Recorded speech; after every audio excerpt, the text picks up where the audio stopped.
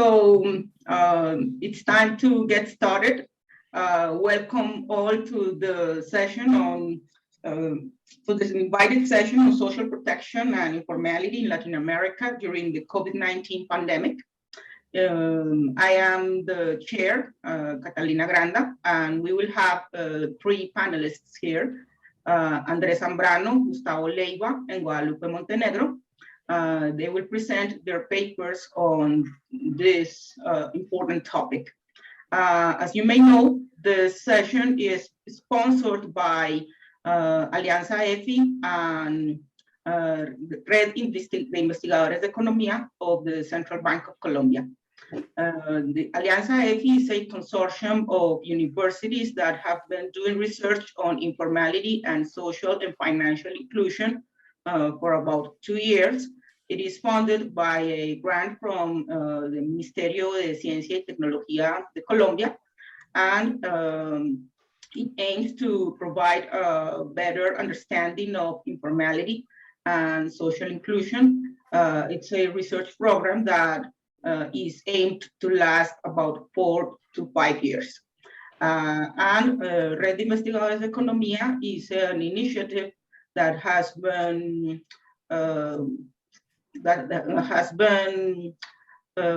supported by the Central Bank of Colombia, but it also includes other institutions from the country and especially universities. So welcome you all, and we'll start with Andrés Zambrano, who will talk about the role of the informal sector in the COVID crisis, a caution or an amplifier. The floor is yours, Andrés. Thank you, Catalina. Thank you for organizing this, and it's great to be with Guadalupe and Gustavo presenting on this important topic.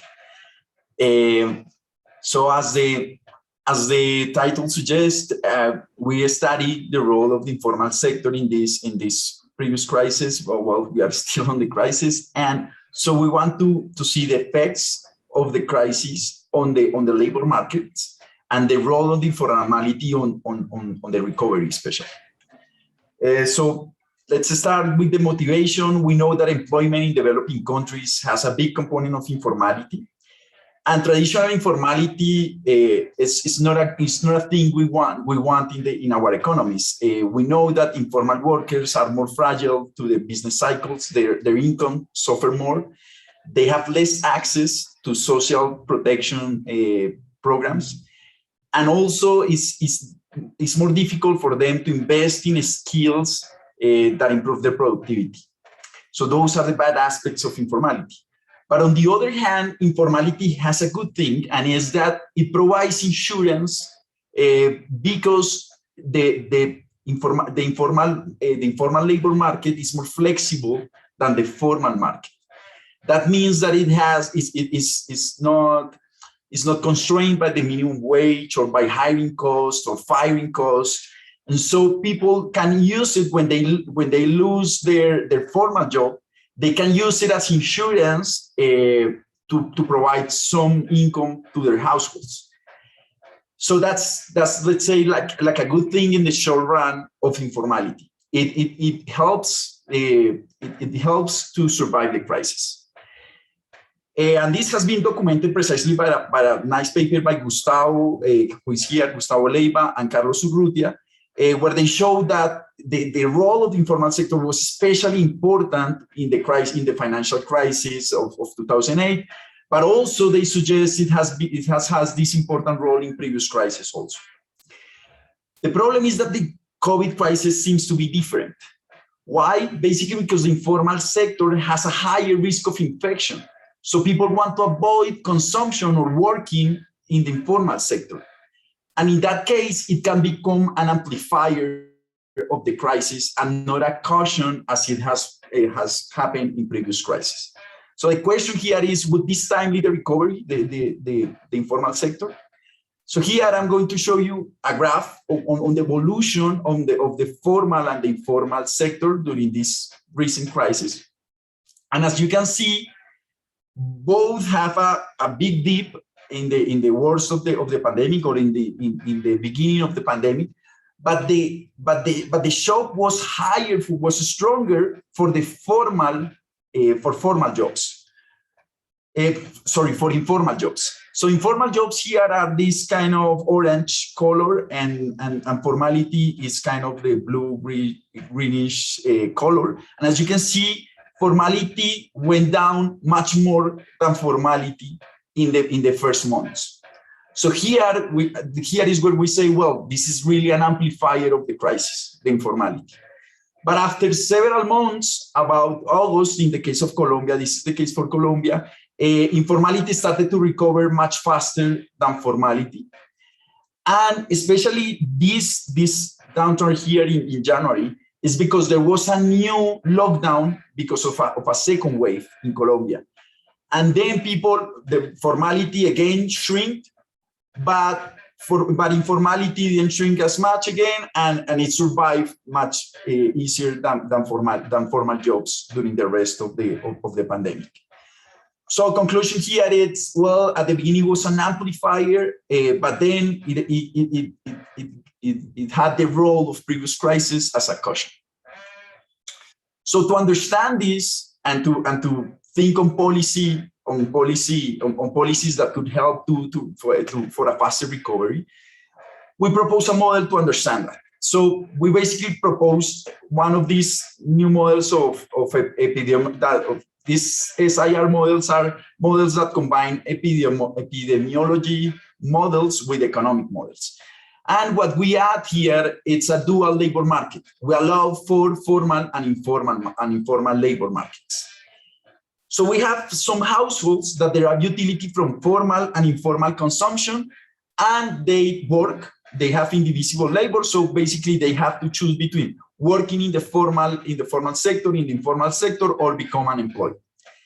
And these households are born with a productivity. Here we are thinking on the short term. So we are fixing productivity. There is heterogeneity on the productivity in the households, but this productivity is only for the formal sector. For the informal, if a household chooses to go to the informal sector, all of them will have the same productivity. So the new thing here is that we are including a risk of contagion. I have a higher risk the more I participate in economic activities. That means the more I consume, the more I go to the supermarket or I buy more informal goods, the higher is my risk because I will have more interaction with people. And the same happens with working. So if I provide labor, well, I will have more interactions, and that increases my risk of becoming infected. But those risks are higher in the informal sector. And here we use a project from the Universidad de los Andes that we're testing randomly across the population in Bogota. And they show that it's something that we suspected, but they really show it with good data. It's now published in Nature. They show that, yes, it's true, informal sector has a higher risk of contagion. Most of people that got the virus were in the informal sector, effectively. And it's also the risk of contagion is greater, the greater the number of infected agents in the economy, because I have a higher chance of interacting with one of them. In terms of the production side, we have a formal firm, a representative formal firm that is subject to the minimum wage payroll taxes that they have to pay, and also they have some hiring costs. And so they will hire only the sufficient workers that have a sufficiently high productivity. Those are the ones that they want to hire because it's more expensive for them to hire workers. So they want the more productive ones. What happens with the rest of the workers? Well, we will assume that they will insure with a lottery and they become self-employed. We identify that with informal workers, or they become unemployed. But all of them have the same income because of this lottery. So we don't think on assets or anything like that. We are exploring in other projects what happens with the wealth distribution in this pandemic. And with this model, which is, let's say, fairly simple, but it has a lot of parameters to calibrate. Well, we use data from Colombia and from Peru to see what changes, to understand why the Peruvian economy had a higher contraction and also a higher amount of diseased people because of the pandemic. And then we simulate the economic and epidemiological effect of several policies. We think on targeted and untargeted transfers. We think on general lockdowns and selective lockdowns to the informal sector, and what happens if we had lower payroll taxes. That helps to recover faster, for example. Those are our questions. So let me tell you a little bit about this calibration, because we think it's very important. I forgot to say, this paper is with my great colleagues, David Montoya, which has been key on processing all the data, simulating, giving ideas, and also my colleagues from Universidad of Los Andes, Andrés Álvarez and Hernando Zuleta. Of course, without them, there would be no paper. So I'm sorry, I have to go back, and I apologize with my co-authors. So going back to the calibration, we have a discount factor, which is the usual one. We have elasticity of substitution, because these households consume, they substitute between formal consumption and informal consumption. So they basically create bundles with these two types of consumption. So there must be an elasticity of substitution, which is key in our model, this substitution.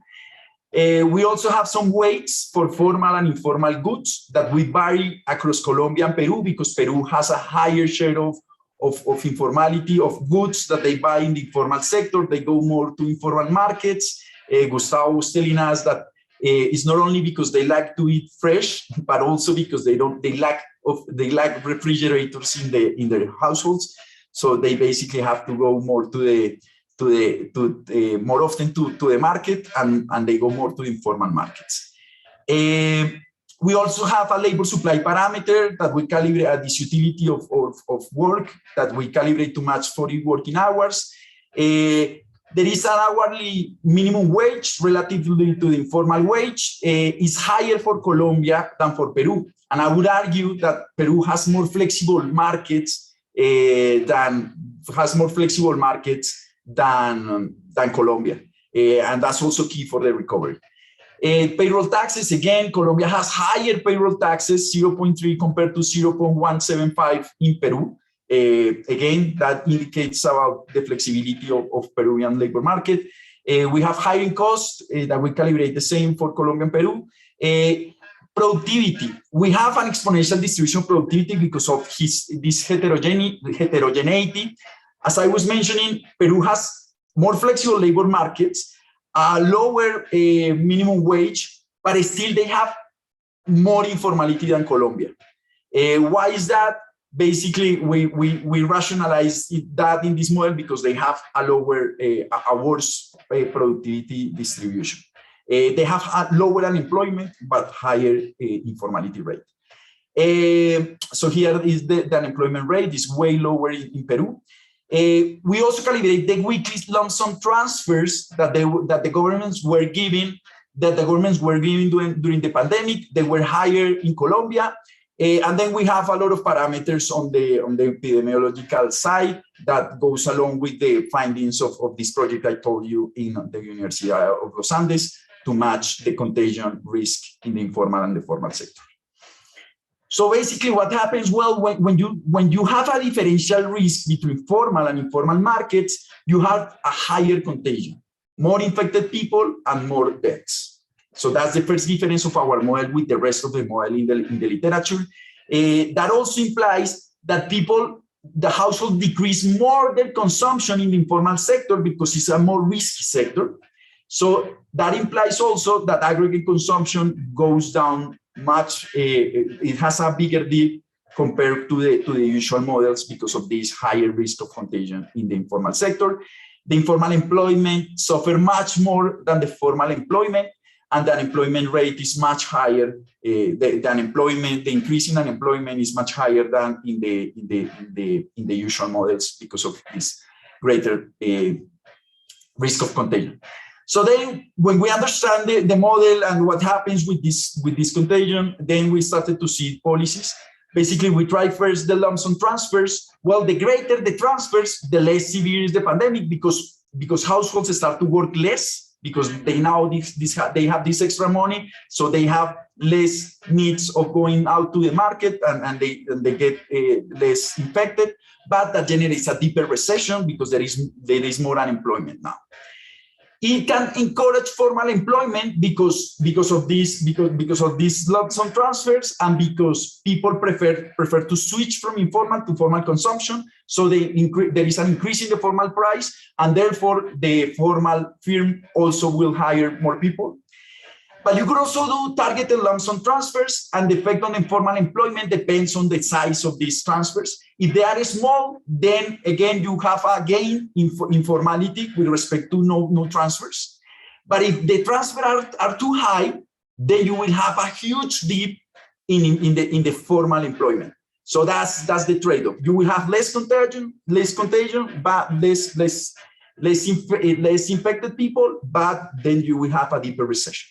What happens with the lockdowns? Well, they could be useful at the beginning of the pandemic, but not at the peak of the pandemic, because people will rationalize this and will take care of themselves. So they're useful at the beginning, but they can hurt formality permanently.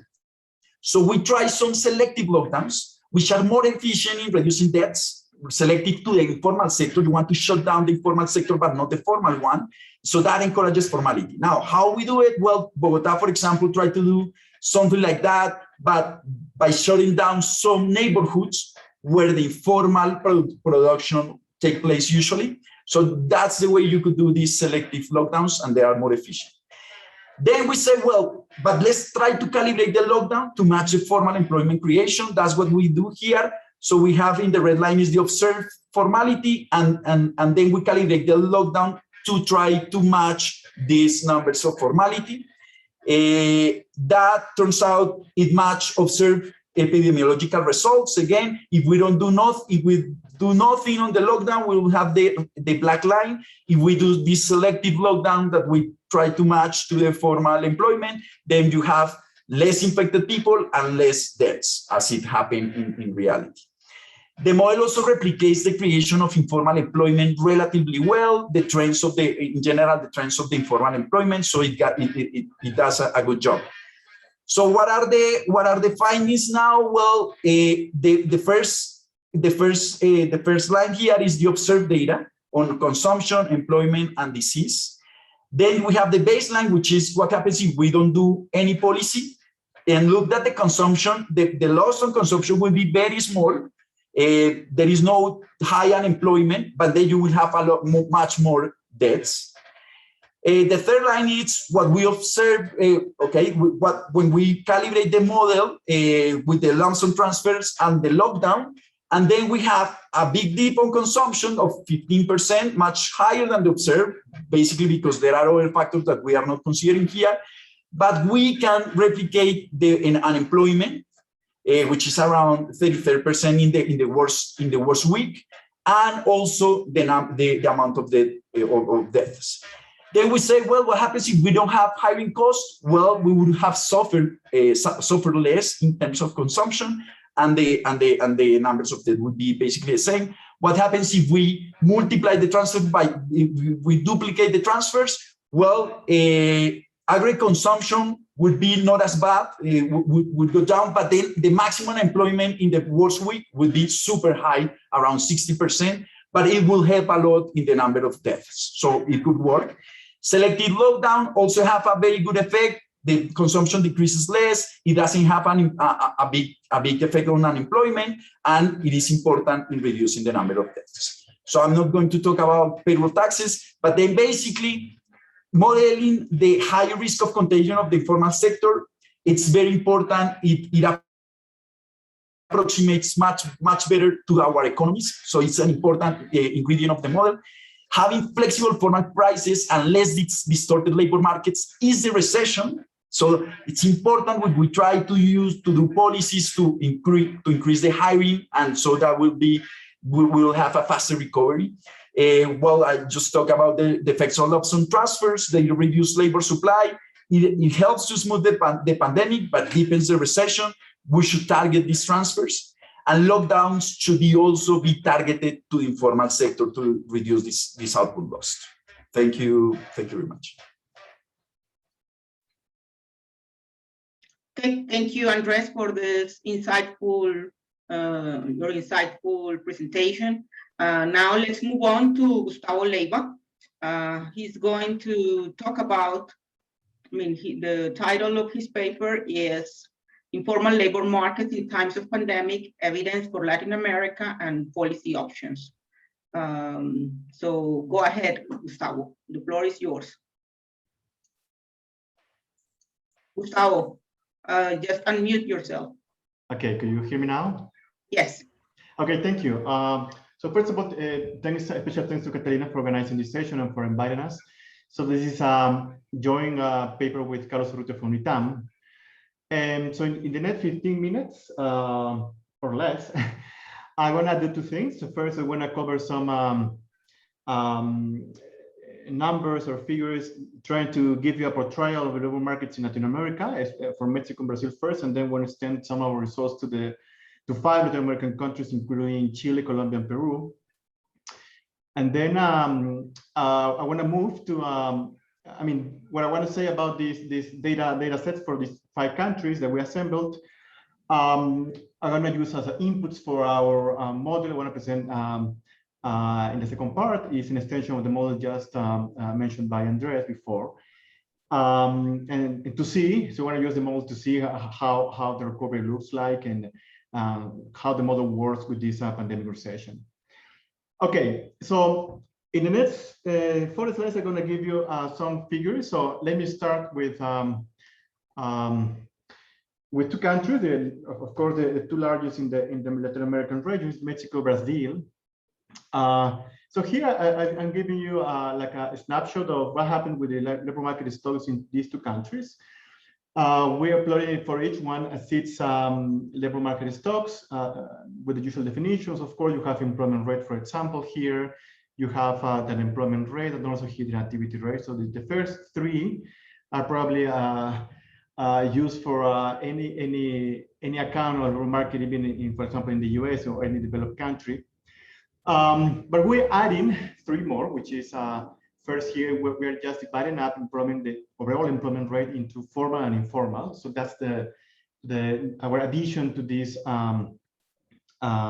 overview of Latin American labor market during the pandemic. So we divided up employment rate into formal and informal. Informal here means basically, goes for the broad or mixed definition of informality, meaning that we're including self-employed workers, and also people working in registered business, but not without access to healthcare. So this is the broad notion of informality. And then, of course, between the 2, we can have this the share of informal workers in overall employment, which is informality rate. Okay, now in each panel, we're plotting, you see, two sets of bars. The first, the yellow ones corresponds to the pandemic period. So you see that this starts at the second quarter of the last year, and this goes up to the first quarter of this year.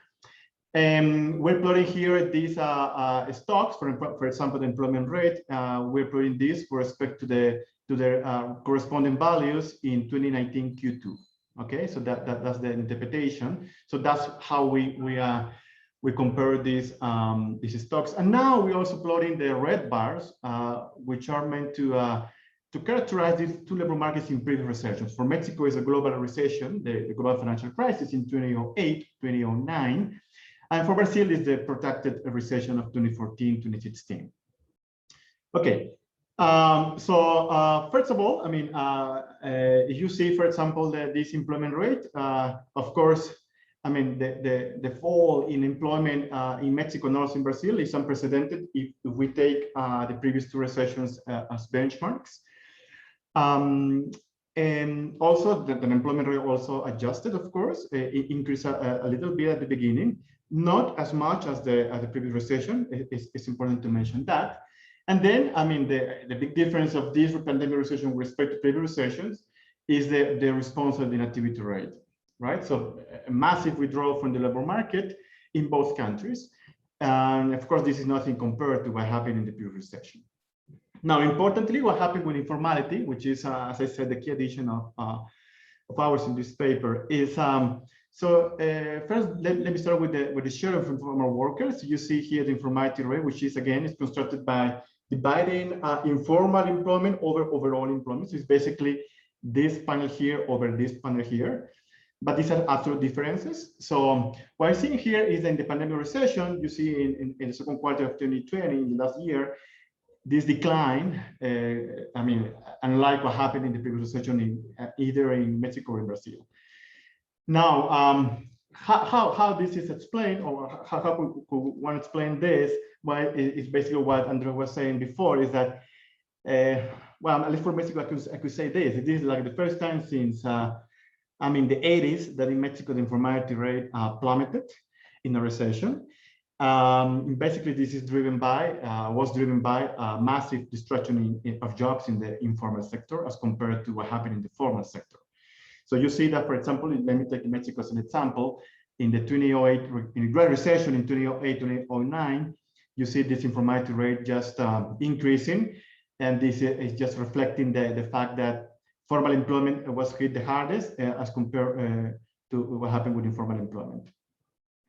Of course, here, for these two countries, the largest one in the region, we see some commonalities. But in recovery, we see some differences too. You see that although in Mexico, the recovery is, well, at least until the end of the last year, was like in a clear shape.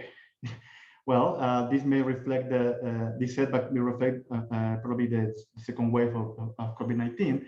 But in Brazil, the recovery is not that clear yet. So even if we see some similarities at the very onset of the pandemic recession, we still see some differences in recovery. Okay.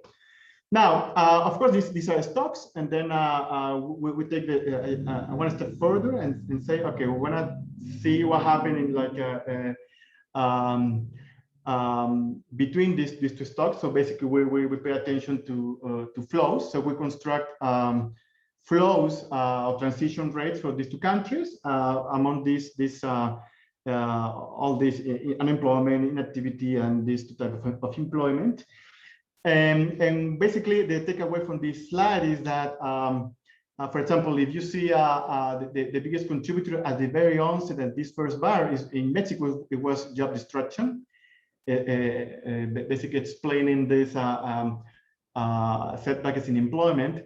But also what this figure shows is that we can see where these people are going. Are just moving to unemployment, you know, staying in the labor market and searching for jobs, or just withdrawing for the labor force. And then is the second one you see here. So suppose that, I mean, the idea is that these two first panels sum up to this one, and the same for this. So you see that the biggest contributor in overall job destruction is due to job destruction to inactivity.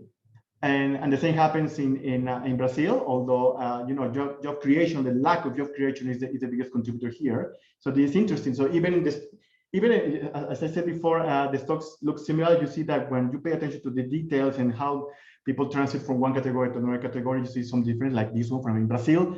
The problem is the lack of the lack of job creation at the beginning of the pandemic, and the message was job destruction.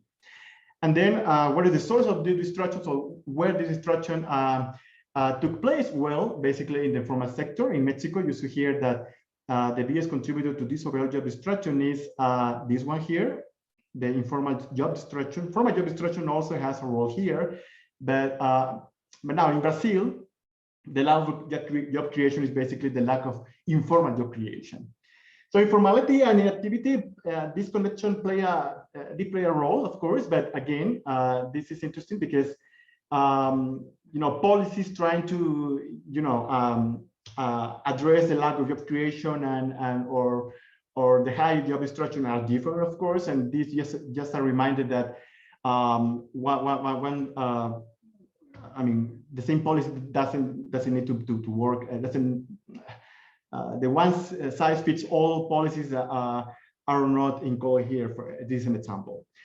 Now, we extend some of these results in the paper. I just want to present you what happened with the labor market stocks in 5 Latin American countries. So I just showed you Brazil and Mexico. So we add Chile, Colombia, Mexico, and Peru, sorry. The definition of informality in some of the countries differ. For example, in Colombia, is just related to the size of the business. I'm aware that you also use this another definition based on the social security and access to healthcare. In Chile, it's a combination of both, and also in Peru and Mexico.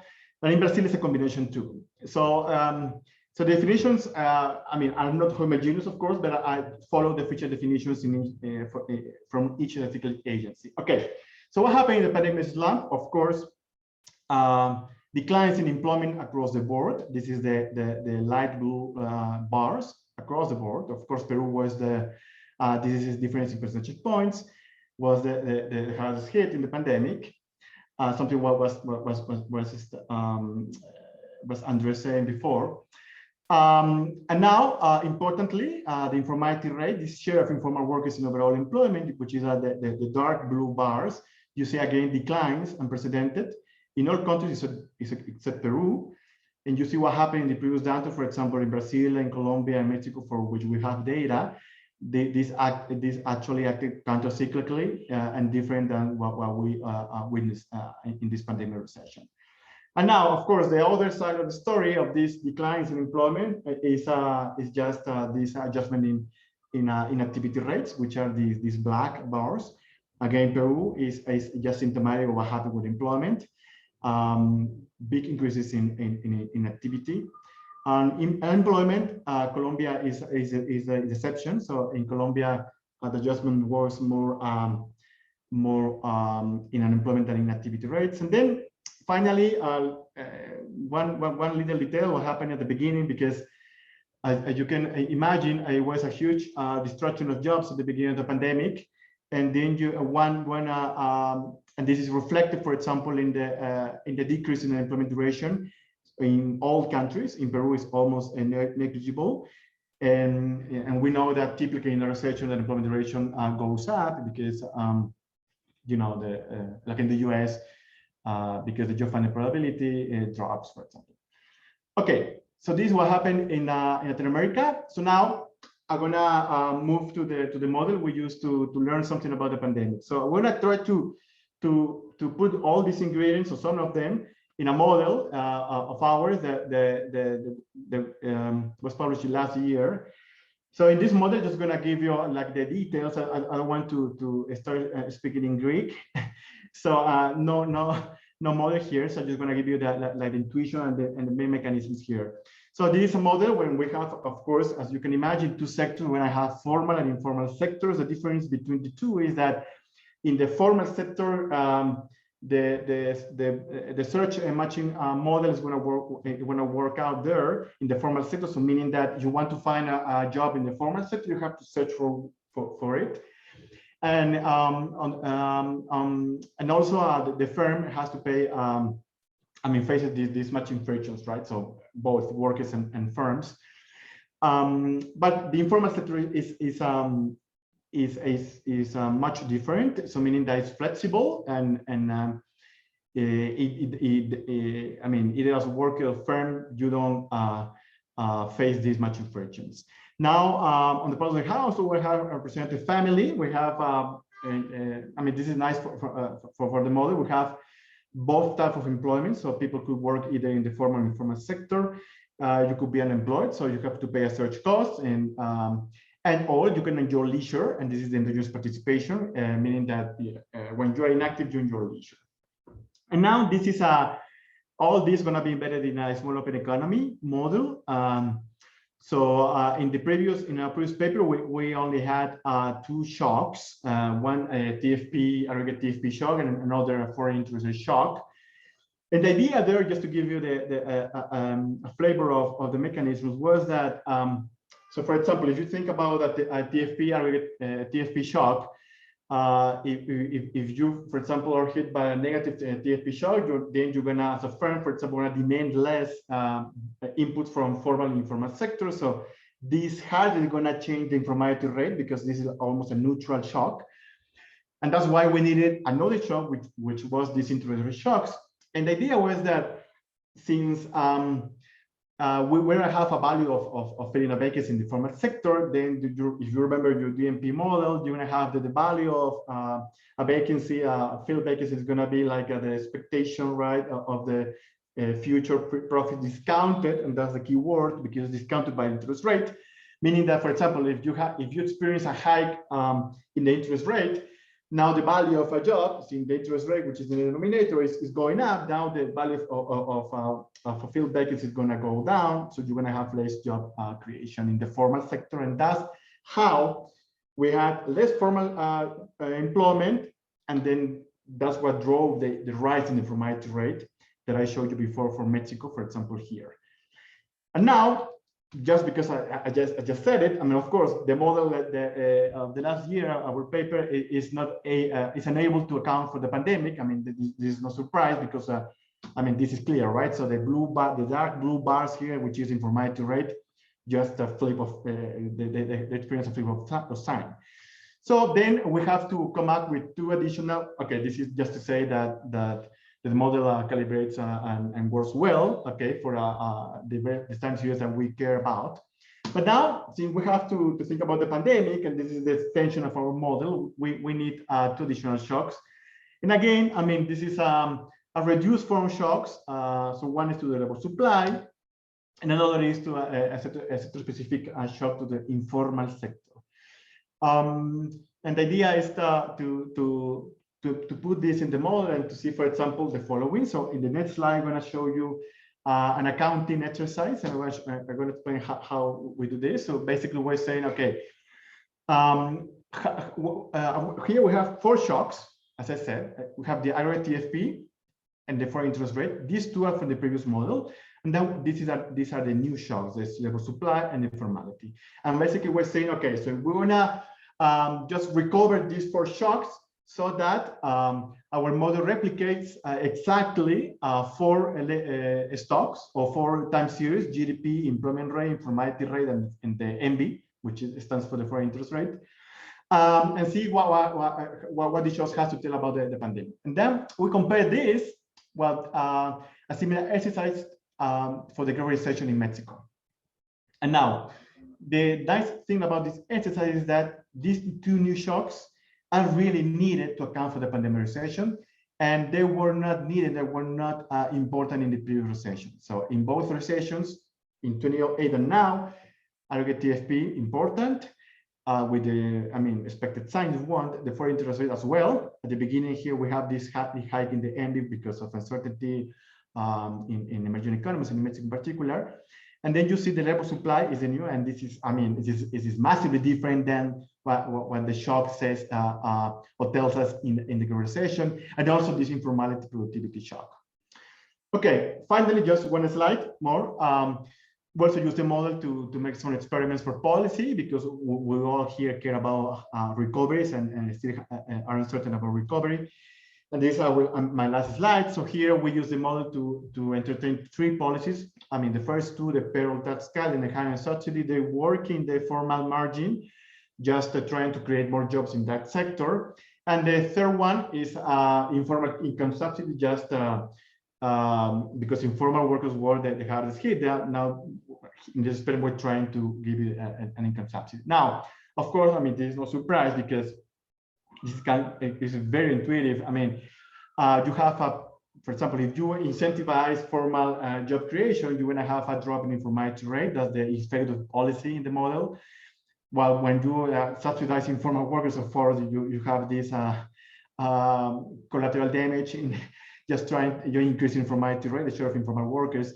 In GDP, of course, you have this expansion in GDP when you care about formal employment, but informality, since the informality has a negative effect in TFP, and that's shown in the paper, we have this effect in GDP. And finally, it turns out that the less costly, cost-effective policy is the payroll tax. Is the hiring subsidy, because basically, if I have to compare the first two, the hiring subsidy is just targeting new created jobs, while the payroll tax cuts is also targeting the previous created jobs. That's all. Thank you. I'm ready to any questions you may have at the end. Thank you. Let's leave the questions to the end of the session. So, so now let's move on to Guadalupe. The title of her paper gives title to this session as well. So she's going to talk about social protection and informality in Latin America during the COVID-19 pandemic. Guadalupe, the floor is yours. Thank you, Catalina, and thank you everyone for this space. Well, I'm Guadalupe Montenegro, and today I'm presenting the paper Social Protection and Informality in Latin America during the COVID-19 pandemic on behalf of my co-authors, Matias Buzo, Juanita Camacho, and Julian Messina. First, we made this paper on the first part of 2020 when Latin American countries were suffering a delayed but strong arrival of COVID-19. And most governments already implemented strict social distancing policies relatively early, around mid of March, such as closing a school or stay-at-home measures. This brought up the challenge on how to impose social distancing measures when a large fraction of the households live hand to mouth, and also the vast majority have no savings and no access to government safety nets. As a response, the governments, or the majority of the governments, either boost existing social programs such as conditional cash transfers and non-contributory pensions, or created adult programs to extend the aid to unprotected groups. Under this context is that this paper asks the question, how effective is likely to be this aid? And to answer it, we simulate the incidence and replacement rate of the programs using household surveys. To do so, we collect information on all national COVID-19 emergency programs that target either individuals and families, and we found 33 in total, for 10 countries in our sample, as these ones were the first on implementing this type of programs. Still, there are some limitations in our paper. As we are using household surveys, we have an imperfect matching, and we are also identifying potential beneficiaries, and our estimates are upper bound of true impacts. However, the evolution of COVID-19 and the social distancing measures are an important part of the background and also motivation for this paper. For example, here we are showing the daily new confirmed COVID-19 cases per million of people between March, which was kind of the beginning of the pandemic on Latin America, against July of the same year. We can see how it changed drastically from reaching a maximum of 5 to more than 500 in the same year. And as I mentioned before at the start, the governments reacted early, imposing social distancing measures, which can be seen here in this graph, and the percentage of people that travel more than 1 kilometer per country reduced drastically around the mid of March for 4 countries in our sample. Also, we mapped the evolution of social distancing measures according to their severity. We can see from these 3 graphs that in March, most countries impose mandatory quarantines, and in some cases that involve sanctions to offenders or stay-at-home orders. And by July, countries are already in different reopening phases, some having dynamic quarantines set in place in Chile. So both the arrival of COVID-19 and also the implementation of social distancing measures combines with a problem of informality in Latin America, where we can see, or we can have that, well, we can see that 50% of Latin American country households are actually informals, have no formal workers. And even though also informality is highly concentrated in lower quantiles. For example, in this table, we can see that on average in Latin America, 77% and 55% in the first quintile and the second quintile respectively, of households have no formal workers. And also, when we are looking at the savings against emergency, we can see that in Latin America, in the 3 first quintiles, the percentage of households with emergency savings can almost reach 20% in comparison with OECD countries that can reach almost 50%. And are in those 3 first quintiles that they are actually having most of the job loss. For example, in the first quintile, 70% of people lost their job and 60% on the second quintile, based on a survey that was collected during the beginning of the pandemic from March to April of 2020. So under this context, is that the governments extend their aid to the vulnerable families. And here I'm going to show you examples of two countries. First, in Peru. So they decided, first they started with a Bono You Me Quedo en Casa on March 16, when they were going to deliver 380 soles, approximately $100, to targeted poor households in urban areas that do not receive other social programs. However, a couple days before, this amount changed, as it was probably not going to be enough, and increased to the double. Also, after the circumstances also changed, and they created a second adult program called Bono Independiente, where now they were going to target non-poor households. Still, they did not receive other social programs, and they couldn't have any formal workers at their household. Then also a couple of days or weeks later, they created another adult program called Bono Rural, now targeting households in poverty in rural areas that do not receive social programs. And finally, well, the last program that we include in our analysis is called Bono Familiar Universal, which now includes all the other households that were not included before, and even those households that are part of two of the main social programs in Peru, such as Pensión 65 or Juntos. Something similar happened in Chile, where they created the Bono Emergencia, started with the Bono Emergencia COVID or announcing. They were trying to use from their social program arm to actually give an extra monetary transfer, but they also, after implemented a second adult program called Bono Invierno, which was a one-time payment to the people that were the most vulnerable of suffering the crisis, the COVID-19, which are the workers, the people with 65 years old or more. And on April 20, Chile implemented the program Ingreso Familiar de Emergencia, which now this program also provides a monetary transfer targeted to either household without formal workers or with at least one formal worker, but mainly with informal workers. And they have a different structure of eligibility criteria. And even these huge programs changed through the course of our paper, as they were trying to relaxing these eligibility criteria to include more households.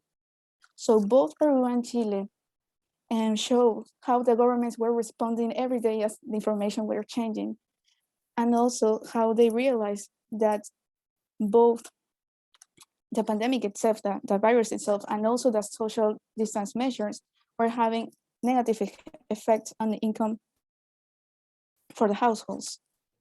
So we return to the main question of this paper: were these efforts of the governments effective according to our simulations? And to try to find out, we had to match the programs with household surveys. So we used the news and official source to identify the policies. We first identified whether the target group was at household or individual level. Then we look at the amount of the transfer and the frequency, was it a single lump sum or a monthly payment? And also we look into eligibility criteria. The data that we used, that we had the most recent one and harmonized, was 2018 household surveys to identify the potential beneficiaries. So from these 33 emergency programs that we identified, 19 had a direct correspondence with observable characteristics in household surveys, meaning that we could find a question that was direct or was exact to match the eligibility criteria. And while other 12 were approximated based on assumptions, but still using survey questions. And 2 programs were impossible to match, as for example, in Argentina, they were targeting pregnant women, and it was impossible to, the service didn't have any question whether they had a pregnant woman in their household. Finally, our samples includes all households with a monthly monetary labor income per capita greater than 0, which is roughly equivalent to 18% of our whole sample. Now, how do we actually do the simulations? Or how do we actually calculate the coverage and replacement rate? First, we had to standardize the monthly estimate of each program. If the program, for example, in Peru, with all of their Bono Emergencia, if it's a lump sum, and we had to define the monthly payment according to the expected duration of the lockdown. So we first had to calculate how that time in months of the lockdown period. We had the start date using the start date of the mandatory quarantine, but we assume as lockdown end when non-essential business such as retail, hotel, restaurants were allowed to resume operations. The vast majority in our 10 countries started in June, Uruguay in April, Ecuador in May, and Chile in August. Then, to calculate the coverage rate, we consider a household as a potential beneficiary if at least one individual received the aid or if the household itself received the aid. And well, we calculate the coverage rate just summing the number of targeted households over the total number of households in each country and their respective quantile. To calculate the replacement rate, we calculate the total household aid by summing all the monetary aid received at the household or individual level, and then we divide it by the monthly monetary labor income in the target household at 2020 prices. We say that we provide two types of simulation, but we actually compare, it means that we actually compare the coverage of pre-existing programs or pre-existing safety nets against all emergency aid. That means including all ad-hoc programs. And here briefly, this is the data that we use is the list of household service and the years that we use. And also because some of the eligibility criteria depend on the income that the household was receiving. We had, and also because we're for the replacement rate specifically, we had to had the money or the income at 2020 prices. So we used official inflation rates of each country. Here, this figure shows a briefly summary of our results. At the Latin America level, we can see that quantiles, the first and second quantiles in Latin America have benefited the most from this COVID-19 monetary aid. The deep blue line shows the coverage including all programs, while the orange one shows the coverage including only the expansion of existing safety nets. And the light blue is just the median of the replacement rate. So it's pretty evident that at least in the first two quantiles and even the third one, the added difference is thanks to these ad-hoc programs that the governments start implementing. And the replacement rate was especially important for the households in the first quantile. To look a little bit more detail at the country and quantile level, we show the coverage in this table as comparing how would have been the coverage if we consider only the pre-existing social programs against considering all the transfers that happened. And on average, we can see that countries in Latin America, 45% of the households in the first quantile would have been benefited if we only consider the pre-existing social programs, but increased to 88% thanks to these ad hoc programs. And for example, in Bolivia also changed from 50 to 93%, and in Peru changed, for example, from 46 to 100%. So the summary or the bottom line from this table is that actually countries in Latin America reach the most vulnerable households by not relying only on pre-existing safety nets, because it was not enough, as we could see on all these tables in Peru and Chile. To look more into the replacement rate, we can also, here we show the median of the replacement rate for each country and quantile.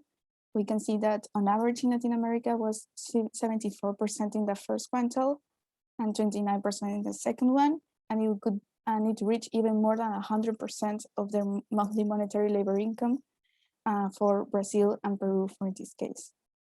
Therefore, we can actually conclude that this amount represented a high replacement rate, especially for the first quintile, and also for the second and third one.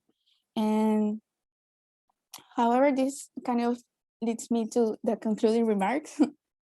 And is that even that in both of these tables and the figures, we can see that the governments actually, thanks to their efforts and to their extended aid, they actually reach the most vulnerable households. However, they're still in need of protections because staying at home measures is actually putting a lot of pressures on Latin America. in terms of formality, in terms of accessing to job. And even if the region is gradually reopening, self-imposed social distancing is likely to remain, and the demand in these type of sectors like retail, hotels, restaurants that are actually using or employs informal workers or low-skilled labor is probably going to still remain low. And it has, and this last year, 2020, and even this year, we can see from this evidence that emergency measures, even if they have helped, it have not been enough or sufficient to actually sustain the income loss of the pandemic, especially for the most vulnerable households. Because even during 2020, Argentina, Brazil, Chile, Peru, and Colombia have been extending their emergency program. And some of them, for example, Peru, Chile, and Argentina, are still providing monetary transfer to this day, up to this date. And finally, a last interesting point is that the pandemic has actually exposed the fragmented nature of the social safety net in the region. We've seen that even using their arms in their social programs were not enough, and they had to implement these ad hoc programs. So now it would be an opportunity to reformulate and integrate social protection systems. And that would be all. Thank you. Thank you, Guadalupe, for this interesting presentation on showing some overall patterns that we've seen with these social protection programs in Latin America. So now it's time for some questions from the audience. If you have some specific questions, just come forward and do it. Jorge, go ahead. Can you hear me? Yes, yes, we can hear you. Hi. So thanks again for these interesting presentations, and it's good to see some of my colleagues and professors in this presentation. Anyway, my question is for Andres. So in many countries in Latin America, the vaccination was kind of rolled out by age and also was kind of targeted first for urban areas, and then it spread to rural areas. So I was wondering if the dynamics of employment in the formal and informal sector and the relative performance may have been affected by this different rollout of the vaccines, because since they were staggered by age and by urban and rural, we wouldn't expect that vaccination was spreading to formal workers and to informal workers at the same rate over time. So I was wondering if this is something that one needs to take into account in this calibration of SIR models. Should I answer right away, Catalina? Yes. Yeah. Thank you, Jorge. Good to see you also. Well, our model and the replication of the series, we use data from January 2020 to April 2021, when vaccination in Colombia was not started, didn't start in a big scale. So that's why our results, we are very confident that it has to do with the risk of contagion or informality, and it's not contaminated by these vaccinations. So the main mechanism still is the one that is working, is this risk of infection. Now, what is happening after vaccination started in this big scale? Definitely, it has improved the economic activity. Economic activity started to grow faster, and the recovery, really vaccination has accelerated the recovery. There is no longer such risk. There were several sectors, economic sectors that were still under a lockdown, like the tourism or bars, all these establishments. Now everything is open, so that is helping on the recovery of the economy for sure. So I think vaccinations are key for this faster recovery.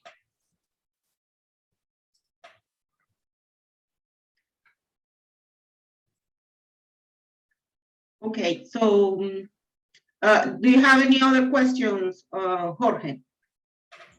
No, I'm good. I think Carlos Ospino has his hand raised. Okay, yeah. Now, Carlos, go ahead. Hi, everyone.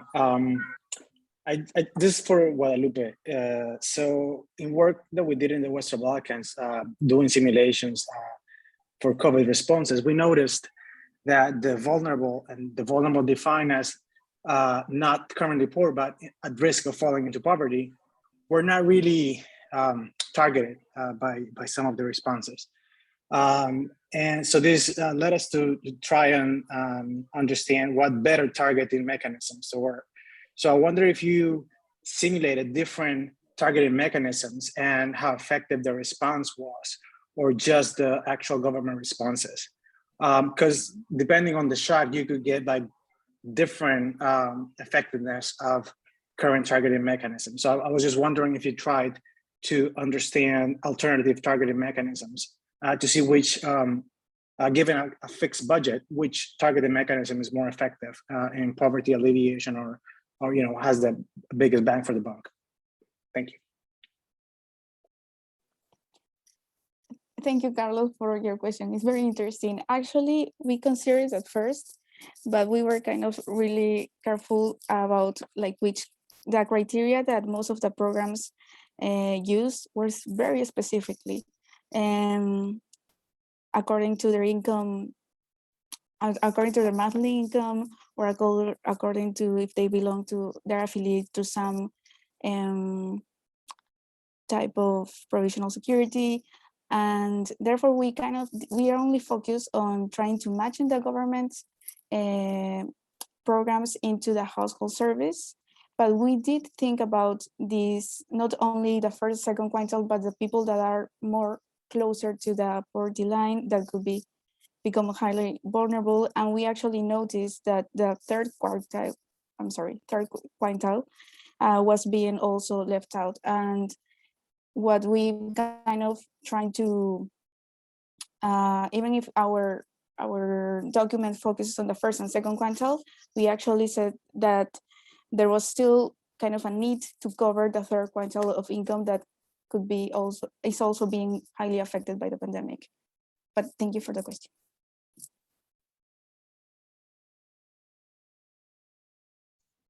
Any other questions, Carlos?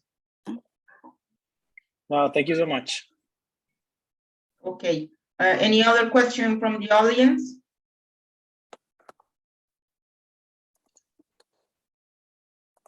Well, doesn't seem there are no more questions from the audience.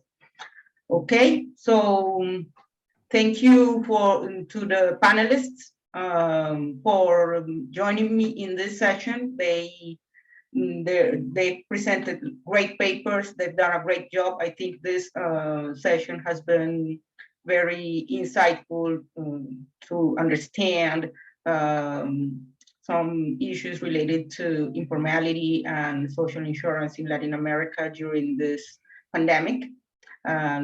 Also, thank you to participants and the audience for coming and for your questions or comments, for your attention in general. That's all, I guess. So thank you all, and have a good rest of the conference. Thank you, Catalina.